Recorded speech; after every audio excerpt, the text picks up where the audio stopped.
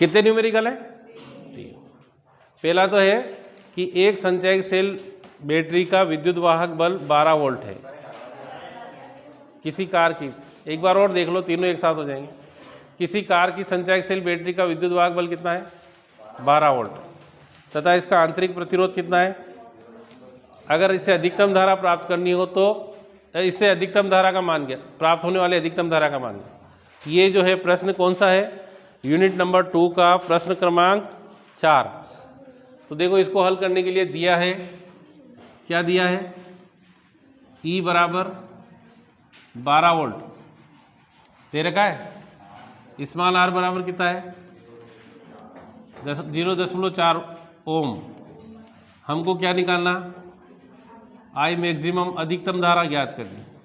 हमने पढ़ा था I बराबर होता है E अपान R प्लस स्मॉल r। अगर ये सूत्र नहीं लिखा और आप डायरेक्ट हल कर देते तो मार्क्स नहीं मिलना है, ठीक है ना? सूत्र ये लिखना पड़ेगा। फिर यहाँ लिखेंगे अधिकतम धारा प्राप्त करने के लिए, अधिकतम धारा के लिए क्या होगा? R बराबर 0, मतलब बाह्य प्रतिरोध 0 होना चाहिए, तो I मैक्सिमम हो जाएगी। अब E बटे कितना आ जाएगा? अब E का मान 12, इसका मान 0.4, तो 4 तिया 12, ये 30 एम्पियर। I मैक्सिमम बराबर कितना आ गया? 30 एम्पियर। ये पहला वाला तो आपका हो गया, सरल है। तो अब दूसरा सवाल, हाँ ये भी बहुत अच्छा सवाल है, कई बार परीक्षा में पूछा हुआ, अभी तक 4 बार पूछ चुके हैं इसको। 2015-10 से लेकर के 20 तक के पेपर में इस प्रश्न को 4 बार पूछा गया है। पिछले 1-2 साल से नहीं आ रहा है ये, क्योंकि इसमें से 3 अंक का पूछते हैं। तो अब देखो, इसको मिटा दूं। हाँ अब देखिए, एक विभव मापी का तार है जिस पर 2 सेल लगाना उसको। जब उसने पहला सेल लेक्लांसी लगाया तो उसका संतुलन बिंदु 280 सेंटीमीटर पर प्राप्त हुआ। जब डेनियल को उसके श्रेणी क्रम में जोड़ देता है तो उसका संतुलन बिंदु 480 सेंटीमीटर दूरी पर प्राप्त होता है। तो हमको क्या करना है? दोनों के विद्युत वाहक बलों की तुलना करना है। तो यहाँ ऐसा लिखेंगे कि माना, क्या माना? लेक्लांसी सेल का विद्युत वाहक बल, लेक्लांसी सेल का विद्युत वाहक बल कितना है? E1। और डेनियल का कितना है? डेनियल का E2 है। अब यहाँ लिखेंगे, जब लेक्लांसी अकेला रहता है तो यहाँ लिखेंगे E1 बराबर प्रथम कंडीशन में ना, प्रथम स्थिति में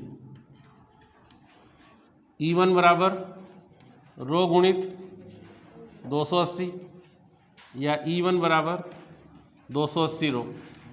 इसको समीकरण 1। फिर द्वितीय स्थिति में उसने क्या बोला कि दोनों को श्रेणी क्रम में जोड़ दे, तो E1 प्लस E2 बराबर 480 रो। इसको 2 दे दें। अब 2 में 1 का भाग दे दें, 2 में 1 का भाग देने पर तो भाग दिया तो कितना? E1 बटा E2 plus E1 plus E2 बटा कितना है?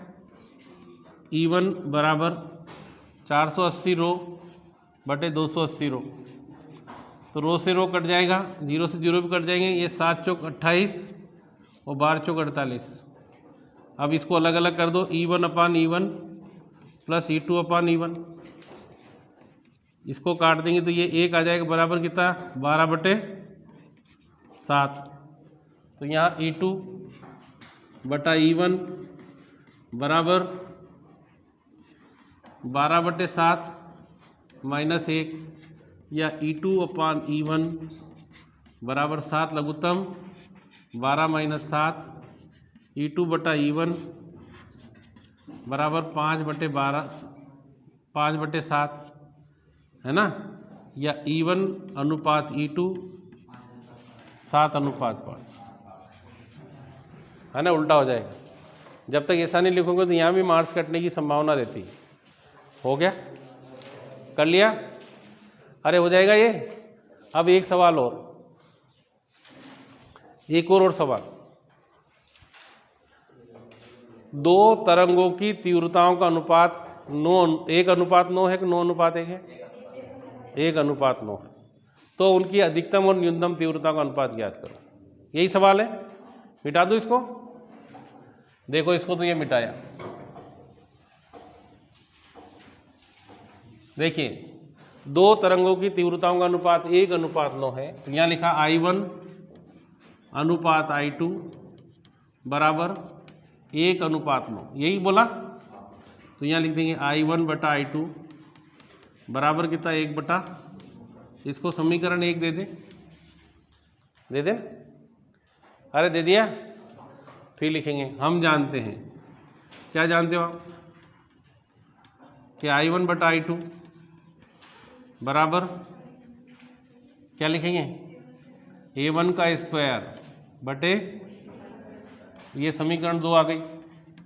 1 व 2 से क्या हो जाएगा, A1 बटा A2 का होल स्क्वायर 1 बटा